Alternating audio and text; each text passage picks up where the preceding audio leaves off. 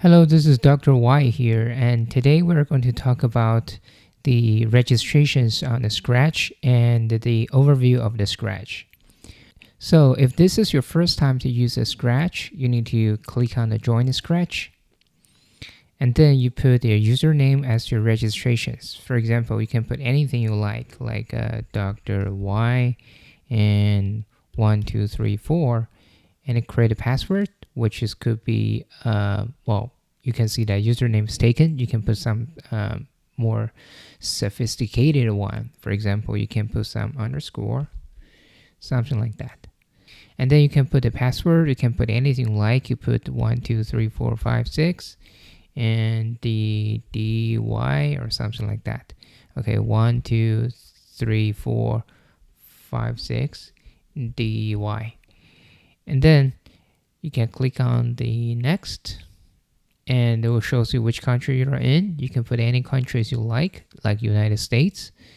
And month of date, you can simply put a month like a January, or a year, you put anything you like. For example, you put 1991 or something like that. Okay. Next, you can say that prefer not to say. Click on next. What's your email? Oh, this is actually it's very important. You definitely need your email address in order to receive the notifications and confirmations from the Scratch about your account registration. So just fake one. Let me just put some fake ones. Underscore 3 and gmail.com like this, and then create. And chimneys, you just simply click on chimneys right here, chimneys right here, chimneys right here, verify. And then you see that there's an email actually will send it to your to a registered email. But for my cases, I just use the dummy emails right here. And after that, you basically are registered right here. Why do you need to do registration? So the benefits of your registered account is that, first of all, you can simply see that all the projects you have developed will simply be stored on the cloud. So in this case, if you're changing network computers but logging in the same account, you still see those projects you have developed under that account will be displayed in there. And another thing is that, say that if you have a project, you just simply work on that. Let's say inside right here. You can put something right here. Let's say that you develop some projects and have some programs running right here. You want to share your projects with other people in the Scratch community. You can simply click on the share buttons right here. So with this, your project will be shared to the whole community of the Scratch. When the other people see this project, they can simply run your project, or they can simply see inside by clicking on the see inside buttons right here. So in this case, they can develop their own contributions based on your existing project, which is very, very nice for everyone who want to learn it. Okay, the next things we want to explain is that we want to explain what does every panel do in this interface. So let's from the right to left. From the right side, you can see this will be considered as your executions without panels. That means if you have some programs which is running right here, and if you want to run it, and then you can see this will simply run in this panel. That means you can exactly see the readout in this view in this panel. And the bottom panels, which is right here, this used to control or manage all the sprites that you have in your programs. A sprite simply means a specific objects that you can manipulate in your Scratch game. For example, you can rename your sprite as something else. So for this cat sprite, you can name as the cat right here. And then you can see the cat will be displayed as a name for this specific sprite. And also you can use the X and Y to control the positions. The X basically is the horizontal spot or coordinations, and the Y represent the vertical positions. So apparently you can see that if I have a larger X, and then you're supposed to move to right, and if I have a larger Y, you're supposed to move to up positions. Okay, and besides that, you can also have the show or hide those two buttons. For this, you can simply make your sprite or object invisible. And for the size for this one will control the scales of your sprite. For example, for this one, you may have like 100 or you put 200. So in this case, you can see the scales or size of that sprite will simply be enlarged. And the direction, this one will show you your facing, the facing of your sprite, the face of your sprite facing to which directions. And you can see that it's facing to 0 degrees, which goes to up. 90 degrees will simply goes to right, face to right. And this goes to down and face down. And this face left and this go back. So with this, we can change the rotations of your sprite. And sometimes we need that to implement some specific animations. And the panels on the very bottom is right here. This will be the least of the sprite you may have. For example, I can add another sprite by clicking on this one. You can see that I'm choosing a sprite. I can simply using the choose a sprite right here, add apples right here, and then you can simply see that now I have two sprites on my games, and one is called apple, another one is called a cat.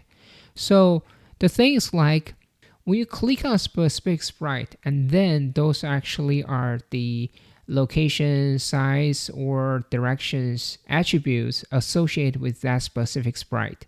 And if you want to change that specific sprite's locations, you have to click on that first in order to change it.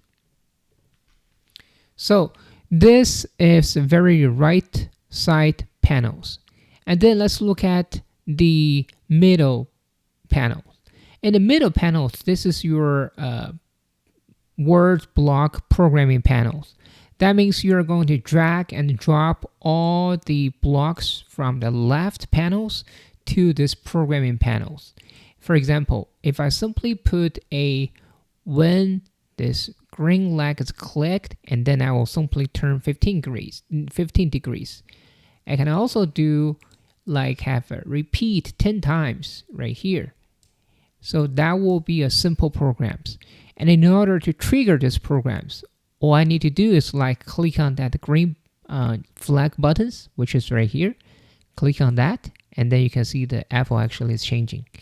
And also I can have the forever loop, which is make that rotating like a wheels, like this. Okay. And meanwhile, as you can see that directions keep changing because we're turning that degrees. That will simply make that facing to different directions. In here, another things we can do is like you can always actually zoom in and zoom out in order to have a clear view of your program. This is very helpful if you have a lot of blocks in your programs. So in that case, you can simply zoom out and zoom in to have more space for you to program in other places in this panel. Now, on the left panels right here, then you can see that we have different blocks you can choose. You can using the mouse to scroll up and scroll down. The things like all these blocks actually are divided into different categories.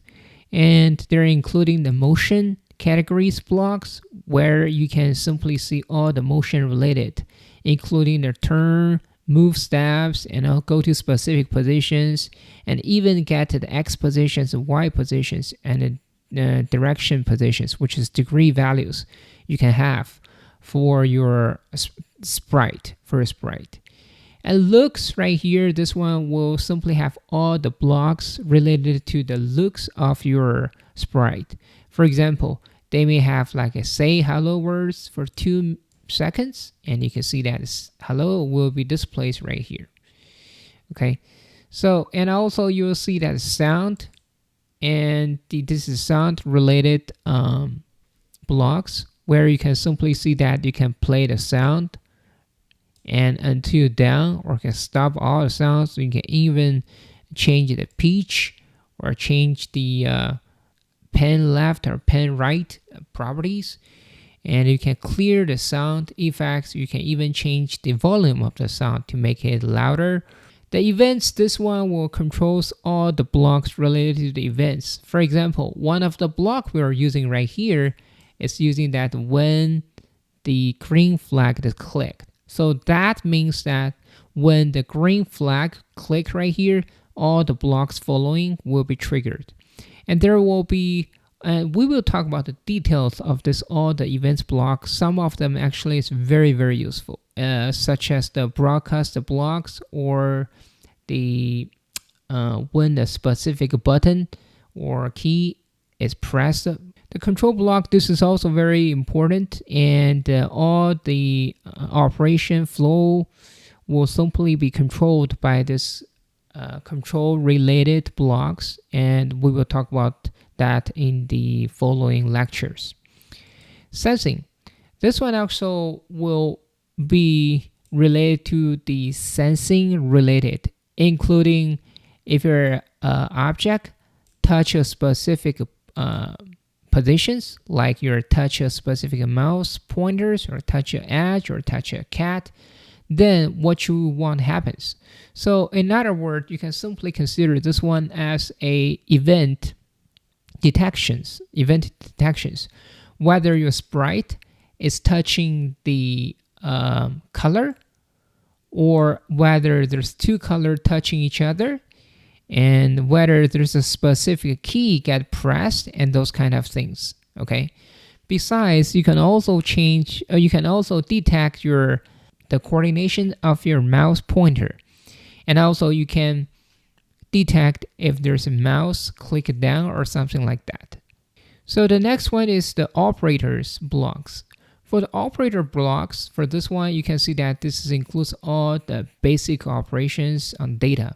Data could be like the arithmetic operations, like addition, subtraction, multiplication, divisions, or you can have like comparisons between two values. You can also actually connect two strings, or you can calculate how many characters in a specific strings using this length of blocks. And anyway, the operators blocks, which is the green ones, they are simply used to operate a specific type of data. The variables, this one actually is a little bit advanced blocks. So in this case, it allows you to create your own variables in your game. For example, you can simply create a score variables to store the score values of your heroes in your game. You can also actually set up a variables for the health values, which you use to store the health values for your heroes. So in that case, you can simply checking when the heroes actually dies, or when you still have your heroes functional or move as usual. The My block, this one is also very useful. The My blocks actually allows you create your own blocks. For example, you can create a blocks as task right here, click on OK, and then you can simply see that you can define a new blocks. And this is also one of the advanced features of the Scratch. Logically, it is the very similar idea of the functions we were using in the other official programming language. For example, in Python, C++, and something like that, where you can define your own functions.